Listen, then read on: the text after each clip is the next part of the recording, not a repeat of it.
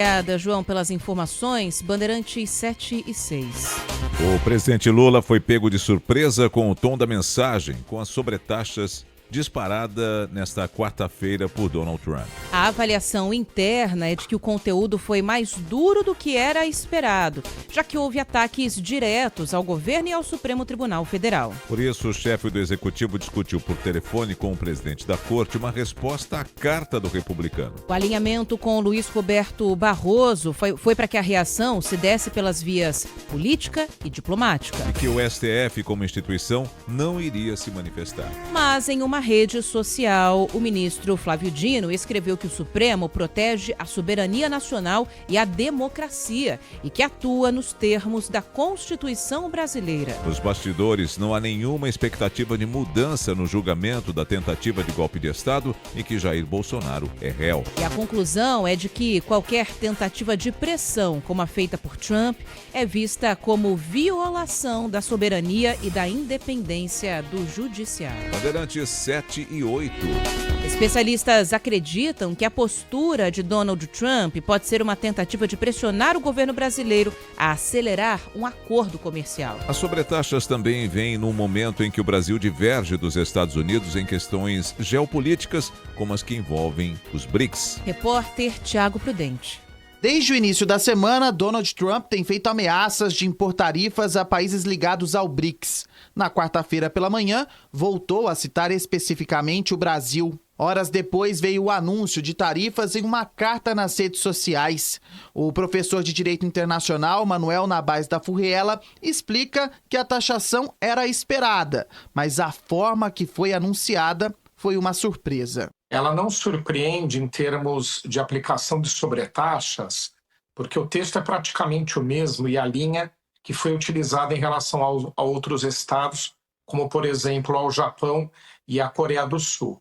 A surpresa foi a inclusão nesse tipo de carta que tinha uma conotação de tratativa comercial, de criação de sobretaxas, onde os Estados Unidos não conseguiram acordos comerciais, a inclusão de um tema político que está relacionado ao ex-presidente Bolsonaro. Uma estratégia que chama a atenção, segundo João Alfredo Lopes Niegrai, do Observatório de Negócios Internacionais da PUC-Paraná. O contexto descrito nos documentos, na carta divulgada pelo presidente Donald Trump, revela não apenas uma medida econômica, mas também uma medida com forte carga político-ideológica que extrapola o campo técnico do comércio internacional, sinalizando uma possível instrumentalização das tarifas como mecanismo de retaliação política, um fenômeno que a gente discute amplamente aí na geopolítica e na geoeconomia. O que reforça essa ideia da mistura de política com comércio é que os Estados Unidos têm aplicado tarifas em países em que tem déficit na balança comercial. Esse não é o caso do Brasil, em que os americanos têm superávit. O professor de Relações Internacionais Igor Lucena destaca outro ingrediente que pode ter contribuído para a taxação do Brasil. Ponto que a gente não está avaliando, que foi o julgamento das Big Techs, da regulação de mídias sociais, que isso cria um desafio para as Big Techs e torna a situação delas no Brasil completamente diferente do resto do mundo. Logo, uma semana depois dos BRICS, depois que o Brasil foi contra e falou abertamente contra os ataques no Irã, tudo isso, todos esses posicionamentos são vistos como, entre aspas, agressivos à nova política norte-americana. Brasil e Estados Unidos já negociavam um acordo antes do anúncio das tarifas. O professor de Relações Internacionais Igor Lucena acredita que essa medida de Trump pode ser uma tentativa de pressionar o governo brasileiro para acelerar um acordo. Caso contrário, obviamente, isso vai ficar muito difícil para que a gente faça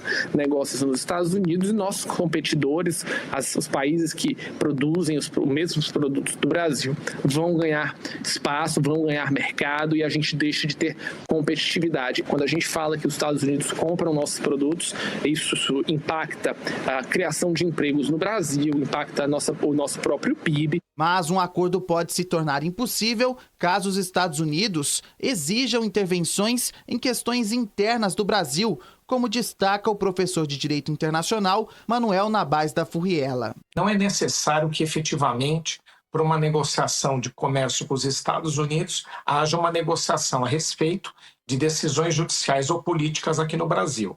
Esse é o primeiro ponto. E o outro é que nem teria por que ser dessa forma, né? Nenhum Estado pode aplicar esse tipo de sanção, uma penalidade a um outro Estado, interferindo em questões internas. Isso é condenado internacionalmente, não é admitido internacionalmente. Bandeirantes 712.